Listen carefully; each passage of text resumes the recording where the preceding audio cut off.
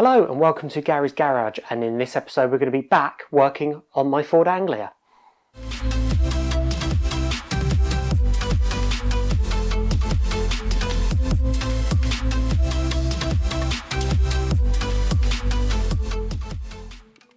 I hope you've enjoyed the slight change in the channel and the work that I've done on my dad's Shogun. There is more to come on that, but for this week we are going to go back to the Anglia, and I'm going to try to make that massive, great big charge cooler fit in a very tight engine bay.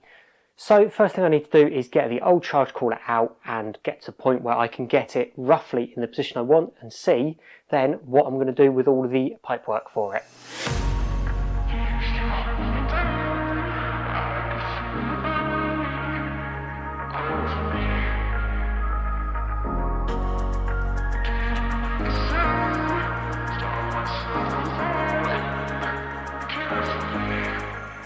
So it's just roughly laid in place at the moment, and as you can see it is very tight to the throttle body down here, and obviously that's pointing into the bulkhead, which is not where we want it, so most of this outlet will have to come out. As you'll see, I've taken off this water thing because that's going to be in the way of the inlet manifold, so that's going to have to move probably up here somewhere. And then over on the other side, as we go round, so that is sitting on the oil filler cap, and we've got a bit of an angle there, so most of this is going to have to come off. So I think the next thing to do will be the daunting task of actually cutting off both these inlets and outlets, and I don't think it's going to be very easy to manipulate what I've got here. I think it's going to be easier to just start from scratch. So I'll cut them off along here, and then we should have just a bare core and we can go from there. So yeah, quite a bit of work to make this fit, but it does go in the hole and the bonnet does close and it doesn't hit the bonnet, so that's all good.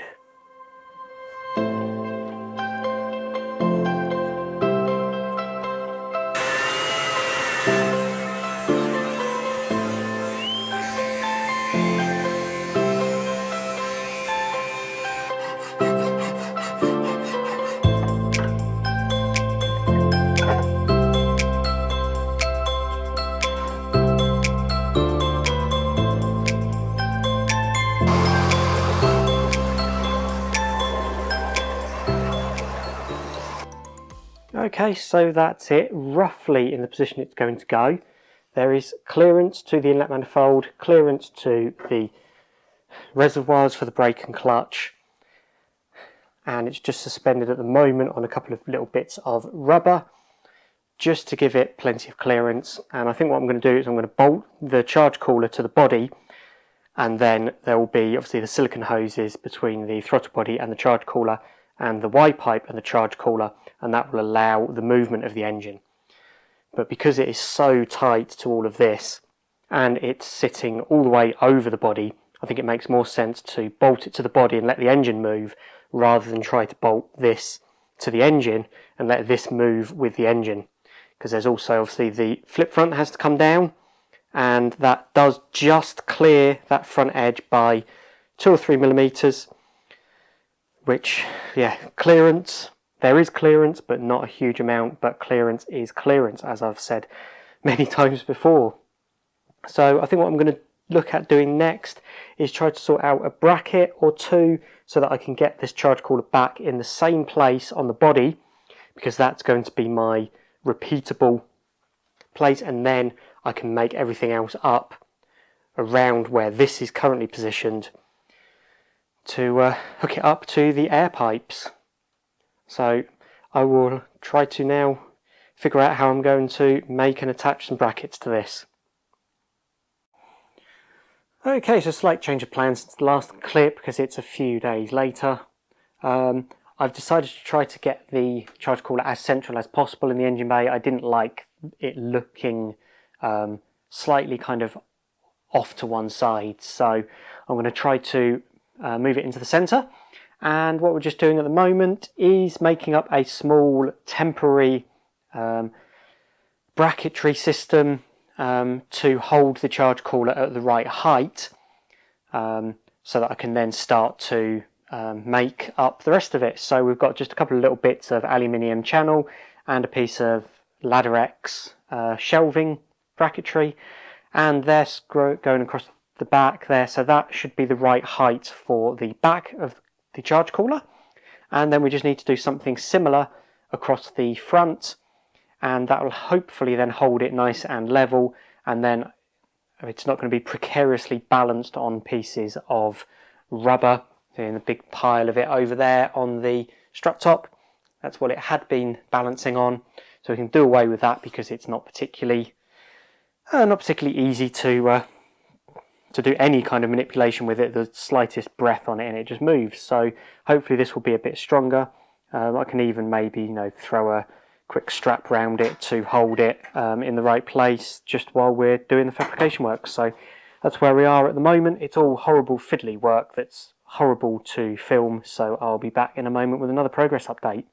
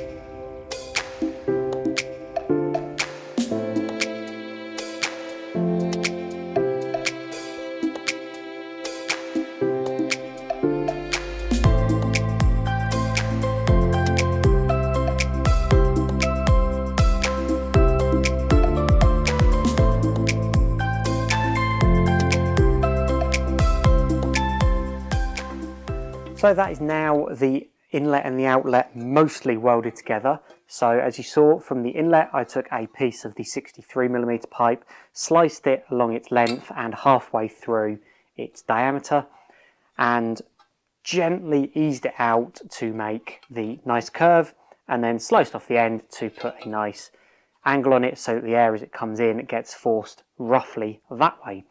So there's still just a little bit that needs trimming up around here. I deliberately cut this a bit larger than needed so that I could cut it back now. And for the outlet, as you see, I took the two previous end tanks, chopped them in half and joined them together, then put a hole in it and a 70mm outlet. So that's again all welded on nicely all the way around, and it's just the inside now to trim back, and I'll radius these edges a bit. That's the plan anyway. So the next step is going to be quite a bit of time with the die grinder just to smooth these out, and then we can look at getting them onto the actual charge cooler main body itself. So I'll get on with all of the die grinding next.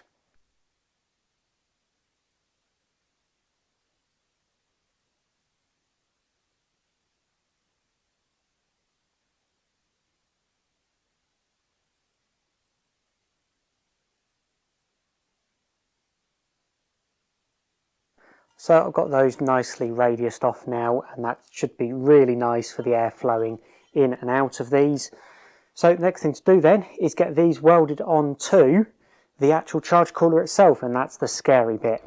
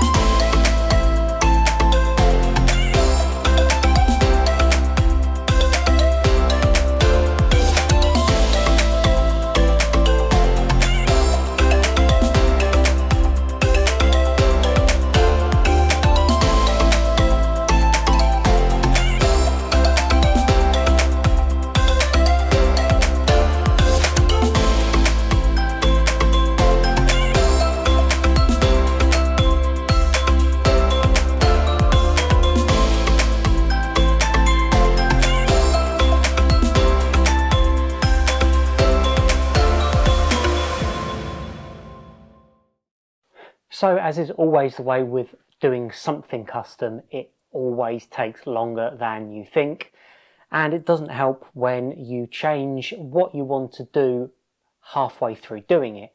So I'd originally decided on having the charge cooler a little bit further over towards the driver's side, and what that meant was that I'd figured out all the angles that I needed for the inlet to come off of the Y pipe coming from the turbos, and of course by moving it, that messes up all those angles, so I've now not got the right bits in order to do it.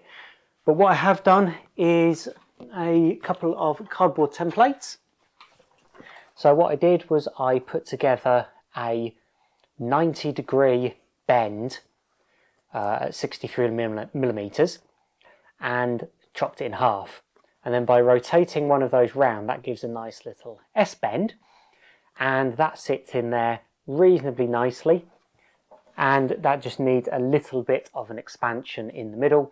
So I've ordered myself the pipe, and obviously that has not yet arrived, but that is the next step to hook up the inlet to here. For the outlet, I've started to mess around with the silicone joiner that will go, the silicone elbow that will go from the outlet to the throttle body. So that's kind of getting there. And I also need to figure out how I'm going to actually mount it to the body, because this concoction of bits of angle and shelf bracketry obviously is not going to be long term, and it's just there for just mocking up at the moment. But some nice brackets, probably rubber mounted, to give a little bit of movement, because obviously the it's not going to be attached to the engine, it's going to be attached to the body, and the engine will move. There'll be a little bit of flex in the silicone, and I want a little bit of flex on the body mounts as well. So I need to sort that out, and I also need to figure out where I'm going to put the temperature sensor on the outlet, and I need to think about the blow-off valve as well, because although I could run it without, and to be honest, I probably will run it without just to start with, long term it's probably not ideal to let all of those boost pressure build up when I snap the throttle shut. It's got nowhere to go other than back through the turbos, which will make a cool sound, but not particularly great for the health of the turbos. So that's the next thing to sort out as well, but that can be added at a later date. I just want to get it kind of mostly together. And of course I also need to sort out the plumbing, because I've had to chop off at least one of the outlets, and possibly the other one might need to move as well. And I need to obviously hook that up to where the old one currently is on these pipes and redo that. And I have the new radiator to go in the front as well. And yeah, just the time taken to do this so far, I've now run out of time, and I want to get an episode up to you. So here it is. So I will continue working on this, and the next episode will again hopefully be another Angler episode, with hopefully finishing off the charge cooler. Not that I can obviously promise anything, it just depends entirely on how time goes, but hopefully charge cooler finished. So join me next time for more charge cooler work, more aluminium welding, and thank you very much for watching. Don't forget to like, subscribe, share and all of that good stuff, and I'll see you in the next episode. Bye.